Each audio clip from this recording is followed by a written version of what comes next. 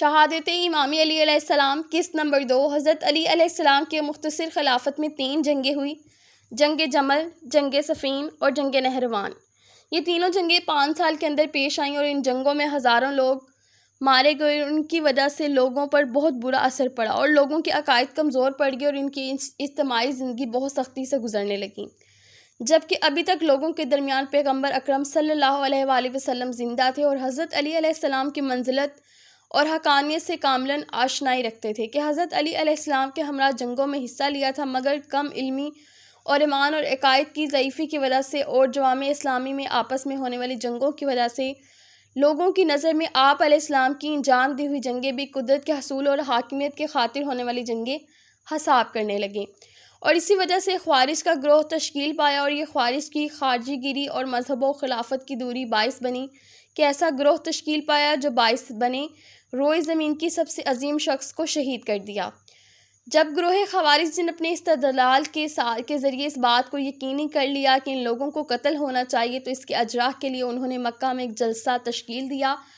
اور اس جلسے میں مسلمانوں کے رہبروں کے بارے میں تفصیلی گفتگو کی اور ان کے انجام دیے ہوئے کاموں کو معیوب حساب کیا، اور اس جلسے میں نہروان کی جنگ میں مارے جانے والوں کے لیے دعائے مغفرت کی اور افسوس کا اظہار کیا، اور سب نے مل کر کہا کہ اگر ہم اپنے خدا کے ساتھ معاملہ کریں اور اپنی جانوں کو اس کی راہ میں فدا کرنا چاہیں تو ہم پر لازم ہے کہ سب سے پہلے مسلمانوں کے حکام کی طرف جائیں اور ان کو غافل گرانہ طور پر قتل کر دیں تاکہ لوگ ان کے ہاتھوں سے چھٹکارا حاصل کریں۔ اسی وجہ سے سب نے عہد و پیمان کیا کہ ذوالحج کے مہینے کے بعد اس خبیث نقشے کو اجرا کریں۔ عبد الرحمن ابن ملجم مرادی نے کہا کہ علی علیہ السلام کو قتل کرنے کی ذمہ داری میری ہے۔ برق بن عبداللہ تمیمی نے معاویہ کو قتل کرنے کا بیڑا اٹھایا اور عمرو بن بکر نے عمرو آس کو قتل کرنے کا ذمہ داری سنبھالی۔ الراشد سواد 16 تاریخ خلفائے سواد 175۔ اور سب نے عہد کیا، یہ کتاب کا نام تھا، اور سب نے عہد کیا کہ کسی بھی وجہ سے اپنے اس عہد سے نہ پھریں گے اور ماہ رمضان کی ایک رات کو اس عہد پر عمل کریں، اور اس کام کے لیے 19 رمضان کی رات جو ہے وہ معین کی گئی۔ یہ جی کتاب ہے شرح نہج البلاغہ۔ ابن ابی الحدید اور سرکش فرقہ تھا، مگر آہستہ آہستہ ان لوگوں نے گروہ کی صورت اختیار کر لی اور اپنے لیے خاص عقائد اور اصول وضع کرنے لگے۔ شروع میں تو فقط سیاسی طرح کے تھے، مگر بعد میں ایک مذہبی فرقے میں تبدیل ہو گیا اور ان کے ذہنوں میں یہ بات پرورش پائی کہ اسلام کے اندر ہونے والے مفاسد کو ختم کر دیں اور دنیا اسلام سے مفاسد کے ریشے کو سرے سے مٹا دیں، اور اس نتیجے پر پہنچے کہ عثمان علی علیہ السلام و معاویہ سب سے زیادہ خطا کار اور گناہ گار ہیں۔ یہ گروہ شروع میں تو عثمان و علی علیہ السلام کی خلافت کے قائل تھے، مگر وہ کہتے تھے کہ عثمان اپنی خلافت کے چھٹے سال سے صحیح راستے سے ہٹ کر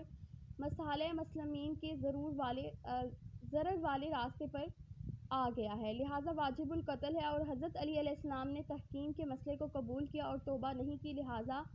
العیاذ باللہ واجب القتل ہے۔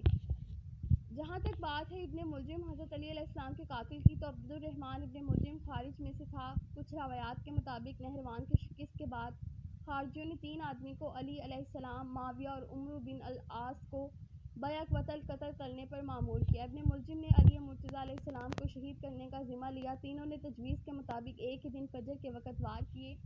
معاویہ پر وار اوچھا پڑا، عمرو بن العاص کی جگہ دوسرا آدمی قتل ہوا، لیکن علی علیہ السلام کو زہر آلود خنجر کا کاری زخم لگا، اور 3 دن بعد 21 رمضان 40 ہجری کو حضرت علی علیہ السلام رحلت فرما گئے۔